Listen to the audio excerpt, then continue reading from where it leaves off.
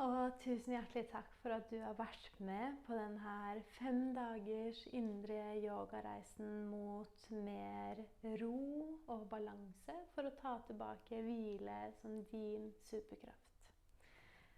Det her har vært en reise for meg, og jeg håper også det har vært en reise for deg. Og jeg håper du tillater deg selv å være fornøyd med at du har vært med gjennom de her 5 dagene. Denne videoen er for å lage en liten oppsummering til deg, og hvordan du kanskje kan ta med deg det du har lært også inn i hverdagen. For det er ingen hemmelighet at det å redusere stress, det er ikke noe som er gjort over natta. Og spesielt ikke hvis vi har vært kronisk stresset over tid. Da tar det tid for kroppen å venne seg til at den også kan gå inn i hvile og det parasympatiske moduset. Og jo lenger og jo mer intensivt vi har vært stresset, jo større impulser trenger kroppen vår for å få muligheten til å stresse ned. Jeg har selv vært i superstresset, kronisk modus over mange år, så det har vært virkelig en reise for meg for å begynne å gi slipp på det her stresset og skape mer hvile og indre ro. Og det er også en av årsakene til at jeg har laget det her kurset, fordi jeg har veldig mye erfaring med denne problematikken selv.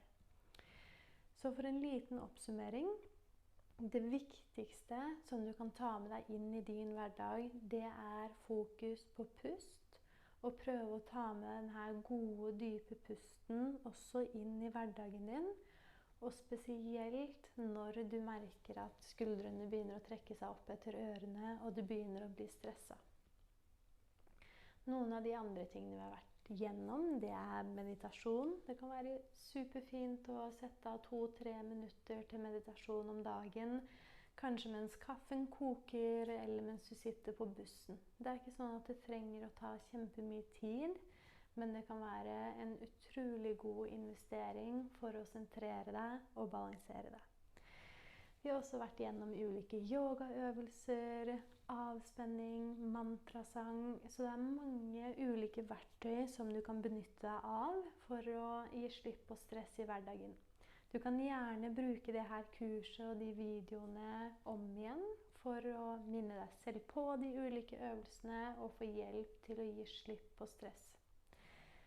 En ting som jeg ikke har snakket om gjennom kurset, som jeg har lyst til å gi dere en liten ekstra inspirasjon for å gi slipp på stress.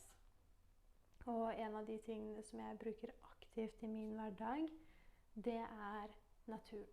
Naturen er for meg min store læremester som må gi meg masse inspirasjon og kunnskap, og spesielt i forbindelse med å gi slipp på stress. Det kan være å gå en tur ut i naturen uten musikk eller podcast på øret og bare legge merke til hva som foregår i naturen. Eller en av mine favoritter, sette meg ned ved et tre og bare legge merke til vinden, sola, fargene. Og sitte der i noen minutter og bare la meg selv være til. Så det er et lite tips i denne siste videoen. For et veldig verdifullt verktøy for å stresse ned og finne mer indre ro og balanse i hverdagen. Ønsker du å være med videre på et prosjekt i å stresse ned, finne mer indre ro og trenger noen å geleide deg på veien, for i hvert fall fra mitt eget liv, men også i erfaring med å jobbe med klienter og studenter, så kan det være vanskelig å gjøre forandringer på egen hånd. Vi sklir fort tilbake til gamle vaner, og spesielt hvis vi er vant til å være i sympatisk modus, så kan det være utfordrende å gjøre denne reisa på egen hånd.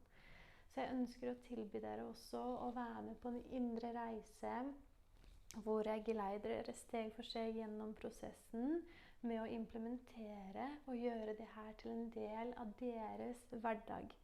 Sånn at du kan oppleve langvarige resultater over tid, og at det her ikke bare blir en sånn vims og enda en ting som du var med på, uten at det blir integrert i hverdagen din. Hvis du ønsker å bruke det du allerede har lært, og at du har den her indre drivkraften selv, så er det kjempefint og en utrolig egenskap som du har. Men hvis du merker at du har behov for ekstra hjelp på veien til å bli geleidet på denne veien mot mer indre ro, så ønsker jeg å invitere dere til et eget yogakurs, hvor hensikten er nettopp å hjelpe til å gi slipp på enda mer stress, og spesielt integrere det i hverdagen. Det vil være en kombinasjon mellom kunnskap og innsikt i det autonome nervesystemet, i hva stresset egentlig er for noe, hva det gjør med kroppen vår, sånn at dere har enda mer bakgrunnskunnskap, som jeg opplever som lærer gir enda mer motivasjon til å bruke det vi har lært, og til å gjøre nødvendige endringer. Der kommer det også til å være noen lengre avspenninger, lengre restorative yoga-videoer, og at vi også går dypere inn i det her med meditasjon. Så ønsker du å være med, så er du hjertelig velkommen til det. Og informasjon om det finner du også på denne siden, og link videre til det her kurset som jeg har lengtet etter å lage for å kunne hjelpe mennesker med å finne mer indre ro og stresse ned. For jeg har opplevd selv hvor utrolig viktig det er i min egen hverdag, og for min egen velvære og det å ha det godt i hverdagen min, at jeg har gitt meg selv muligheten til å finne mer ro. Så det er noe av det som jeg virkelig ønsker å gi til dere som er med på det her kurset også. Så kanskje vi ses videre til neste kurs. Du er i så fall hjertelig velkommen. Hvis du er ferdig her for denne gang, så ønsker jeg deg masse lykke til videre.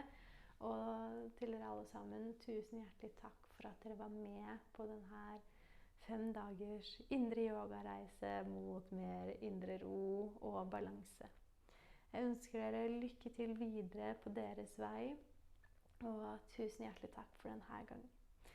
Ha det godt!